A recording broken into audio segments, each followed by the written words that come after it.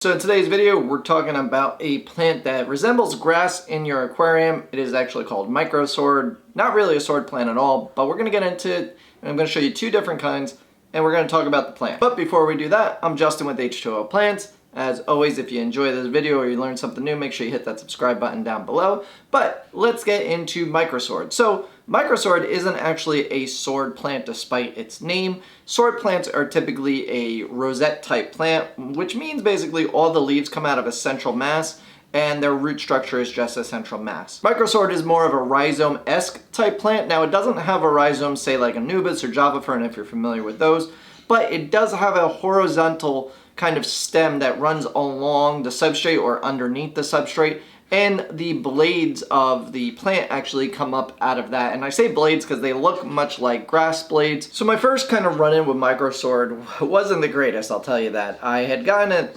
in a aquarium shop when I first got into the hobby to try and grow a carpet of grass in my aquarium. And I quickly had gotten some blackbeard algae in the tank, and that spread to the Microsword, kind of took it over, and then it was just like impossible getting rid of the blackbeard algae on the Microsword.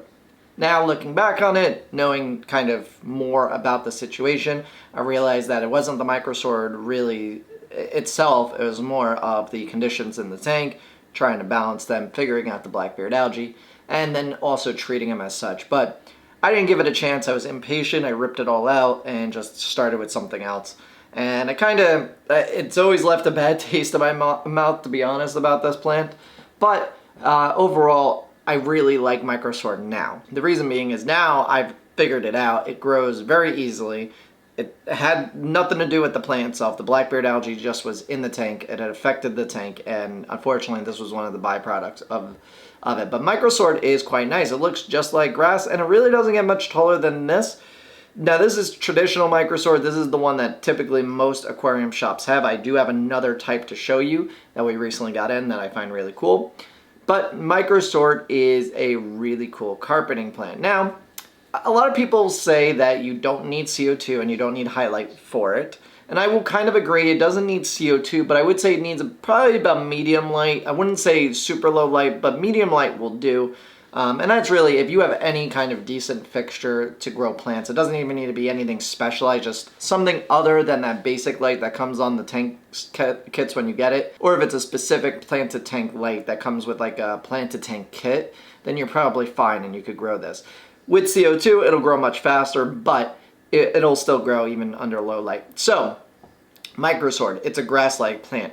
Now, like I explained, it's not a sword plant, even though it says it in its name. It is a rhizomatous plant, and therefore each one of these leaves are single to its own. You will never see a second leaf form in the same spot because it's traveling in one direction and the leaves pop up as it does, and that's it. You're never going to have a new leaf pop up from that area. Now, when you first get Microsword in, if it's a regular leaf variation, you'll see these thicker kind of leaves that are maybe like I just plucked one out. You see, these actually will melt down and die off because these are the much thicker, grown above the water leaves, and you'll get slightly narrower ones as it grows underwater. Now, we also have this new guy in, which this is narrow Microsword, which is even kind of skinnier, so it's a much smaller leaf, and it's taller. You can see here that the distinct height is maybe an inch or so bigger than regular Microsword. So if you have a larger aquarium, the narrow Microsword may be better just because it's a bit taller, and you may want a taller kind of grass in bigger aquariums. But when it comes to smaller aquariums, regular Microsword is just fine. Now, the way to trim this guy, this is kind of the big thing that I want to go over here, is a lot of people would trim it and you just go across here. And that is completely fine, but you must know, when you trim these leaves and you just kind of hack them down like that, you're damaging every single leaf. And because it's a single leaf system and you only get one leaf in each area of the plant, that's it. That leaf is now damaged. It will eventually decay and it will be gone. So the way that you kind of combat that is the way you plant this plant. Now, the way this plant grows, like I said, it grows in a kind of a one path straight line and leaves just pop up from there. So I'm gonna try and show you guys this guy. So you see these 3 leaves that are popping up here, right? And they're all on this, can I get it a little bit closer? They're all on that horizontal piece right there. So what you actually want to do to plant this guy is, and it may sound tedious, but you want to go through and you want to separate this plant into individual pieces. I would say anywhere between 3 and 5 individual leaves like this.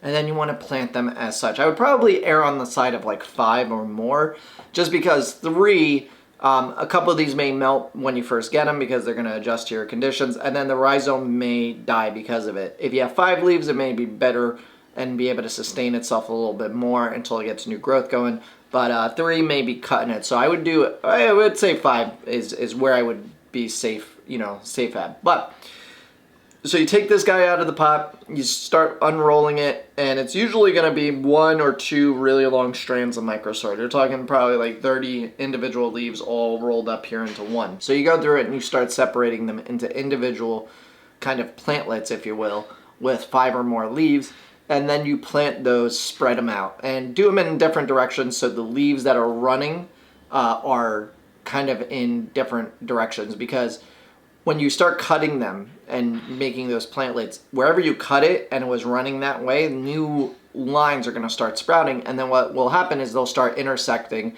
and kind of covering each other. And that's kind of what you want to do, because when you start to trim this guy, if you wanted to get it lower, is that you're going to be damaging those leaves. They're going to melt back, but because you have them intersecting and they're kind of crisscrossing, new leaves are going to start popping up everywhere, and therefore it'll be good and it'll help fill it in more. So that is the ideal situation with these. And it's the same thing with the Narrowleaf Microsword too.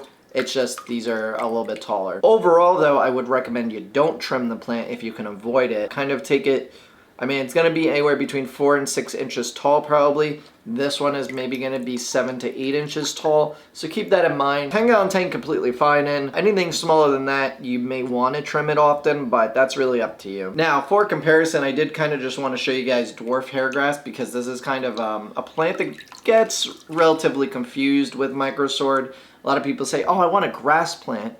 And they go to their aquarium or their aquarium store, or they're looking online, or they're asking questions, and people are like, I really want dwarf hairgrass.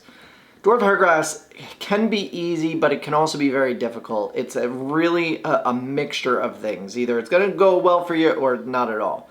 So really, when it comes to the hairgrass, Microsword is a similar thing, especially this Narrowleaf, because while the hairgrass is very narrow, it's a like pin-sized kind of leaves.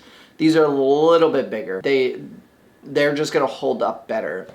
Where dwarf hairgrass, really, unless you have like CO2 or decent to highlight, they're not going to do the best.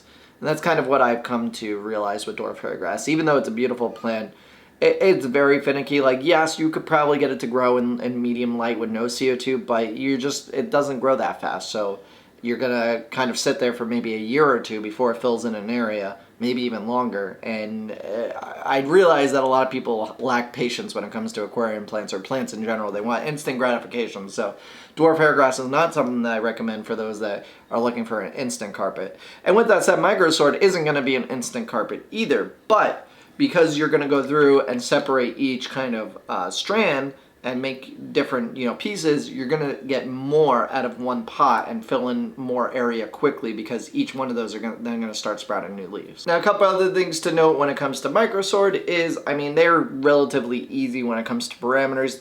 They're overall, just like most of the other plants we sell, they're very easy. They're not a difficult plant when it comes to pH, temperature, anything like that. And Microsword is actually a little resilient to those fish that are harder on plants, much like goldfish, some cichlids. But when it comes to those, I would take an entirely different approach. I would almost probably leave them in the pot like this, and or repot them in something else.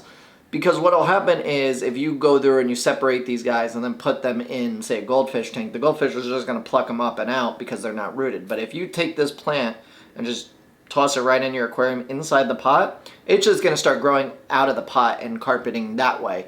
Well, yes, it's going to take longer to do as opposed to separating the plant, as I mentioned earlier. it'll be better suited for the goldfish because he can't really gnaw at these leaves to get the whole plant up and out of this. So that makes it ideal. But if you had one piece, he's going to be able to easily pluck that because it's going to take a little bit for it to root. So this is ideal because these are rooted in here. They're good to go. But overall, that's Microsword in a nutshell. Like I said, we have both Narrowleaf now and regular Microsword. So take your pick of which one you'd prefer. You can head on over to our shop, h2oplants.com, to pick yourself up some. I have to say I love the Narrowleaf. It just came in I think a week or two ago, and it is by far just a nicer looking plant to me anyway, but you may be looking for something a little bit smaller, which this is ideal also. But the Narrowleaf, it looks like grass, like literally outside. So if you had a big enough aquarium, which I actually have a tank that I'm thinking about putting this in. But anyway guys, that's about it. As always, if you learned something new, hit that like button. If you want to leave a comment down below, let me know what you think of the plants. If you have Microsword, what's been your take on it? And like I said early on, I had a really rough time with Microsword, but now I kind of understand it a bit more. I understand the situation that it was in, and I now have a better relationship with it, I should say. If you enjoyed the video, make sure you hit that subscribe button down below. If you want to check out a previous video that we did on Dwarf Sag and Sagittaria, which are similar to Microsword, though kind of same like grass-like plant, you could click over there. And if you want to check out our neglected aquarium that we did a massive trimming and stuff on, you can click right there. And I'll see you guys next time.